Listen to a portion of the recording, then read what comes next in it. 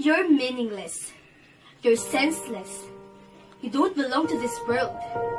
You're different. You don't deserve to be loved because you don't exist.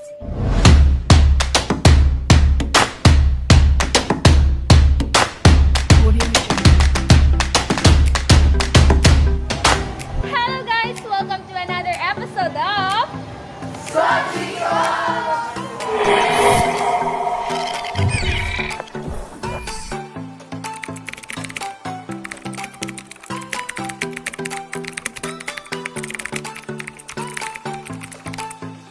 What can you say about the Sogie bill in our To answer the country? first question, the Sogie bill aims to protect the LGBTQ from economic. Do you think it would be an aid to lessen?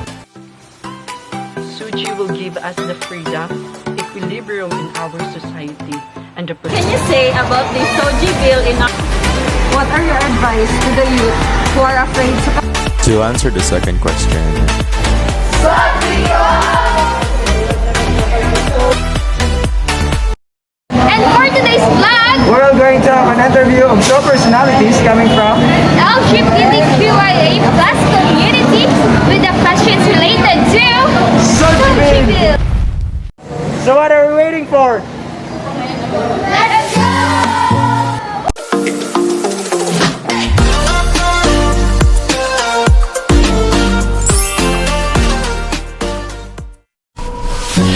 The interviews that follow were conducted virtually as part of observing and following health protocols. We also asked the permission of the interviewee regarding their personal information that might be included in the content. Question and answer portion. What can you say about the Sogie bill in our country?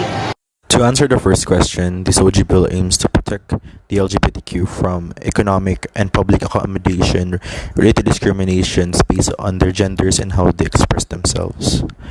As an individual, why is it important to know your Sogie? And how does it feel to have the freedom of showing your true self in terms of your Sogie? To answer the second question, it is important to know your Sogie as to avoid existential crisis. And how it feels to be able to express today is really a joyous moment as to our predecessors weren't able to. Do you think it would be an aid to lessen the discrimination that LGBTQIA plus members had experienced? To answer the third question, if ever the Sogie were to be passed on to the law, I think it would lessen the discrimination experienced by the LGBT. As part of the LGBTQIA plus community, what do you think would the contribution of the Sogie bill towards LGBTQIA plus if ever it will be passed into law? If ever the Sogie were to be passed on to the law, I think the contributions would be it would promote equality between the straights and the LGBTQ, as gender shouldn't be a factor in determining one's abilities. What are your advice to the youth who are afraid to come out and disclose their Sogie because of judgments and discrimination from people around them? To answer the fifth question, my advice would be you don't have to come out, but if you feel the need to, just know that there are people who love you, not who you are, based on your gender orientation and how you express it. Wow, very well said. And now let's move on to our second, or should I say last interviewee who will answer the same questions. Interviewee number 2. What can you say about the Sogie bill in our country? I have witnessed and experienced how people discriminate and hate our brothers and sisters who are part of the LGBTQIA plus community, not just in workplace, schools, in our society, in our community, even in our own homes and in our own family. And here comes the Sogie bill in our country, hopes to protect the rights not just the LGBTQIA plus members, also for everyone who are experience an equal treatment from our own country. As an individual, why is it important to know your Sogie, sexual orientation, gender identity, and expression? And how does it feel to have the freedom of showing your true self in terms of your Sogie? Showing our true colors is just like winning and being successful in life.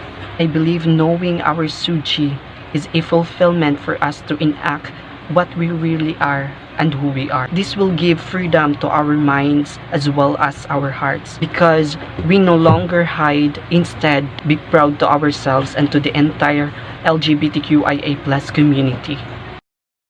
Do you think it would be an aid to lessen discrimination that LGBTQIA+ members had experienced? Yes, for it has to protect the rights of the LGBTQIA+ members. I also believe that Sogie will be the perfect avenue, especially for LGBTQIA+ members who are helpless, voiceless, less fortunate, and those who need protection because their rights have been violated and abused. As a part of the LGBTQIA+ community, what do you think would be the contribution of the Sogie Bill towards the LGBTQIA+ if ever it will pass into law? Sogie will give us the freedom, equilibrium in our society, and the protection we need not only for the LGBTQIA+ members but also for everyone. It will be the light in the darkness that our brothers and sisters go through. This will give voice to voiceless people who have violated and who have abused their rights. What are your advice to the youth who are afraid to come out and disclose their Sogie because of judgments and discrimination from people around them? You are not an animal to be compared by different animals. You are not trash to be thrown away and trampled on. You are human. You are one of us. Do not hide in your own shadow.